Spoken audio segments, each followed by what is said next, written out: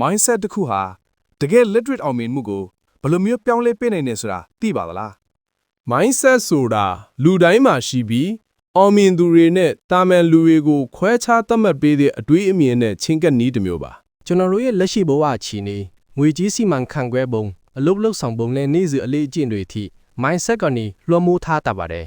positive mindset တစ်ခုရှိလာပြီဆိုရင်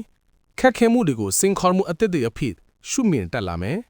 ငွေကိုဘလို့တုံးဆွဲဘလို့ချွေတာရမယ်ဆိုတာသိလာမယ်စုမိသိမ့်မြောင်လောက်တတ်တဲ့အလေးကျင့်တွေတိစောက်နိုင်မယ်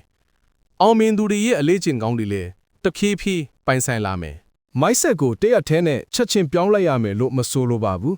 နေ့တိုင်းနည်းနည်းချင်းမိဝဲပြုပြင်ယူဖို့ပဲလိုအပ်တာပါတင့်ရဲ့အတွေးအမြင်တွေပြောင်းလဲနိုင်မယ်ဆိုရင်တင့်ဘဝတစ်ခုလုံးလည်းပြောင်းလဲသွားမှာအမှန်ပါပဲ mindset နဲ့ငွေကြီးစီမံခန့်ခွဲမှုဆိုင်ရာအကြံပြုချက်တွေကိုနေ့တိုင်းရရှိဖို့ follow လုပ်ထားပါ save လုပ်ထားပြီးလိုအပ်တိုင်းပြန်လည်ကြည့်ရှုအသုံးချဖို့လည်းမမေ့ပါနဲ့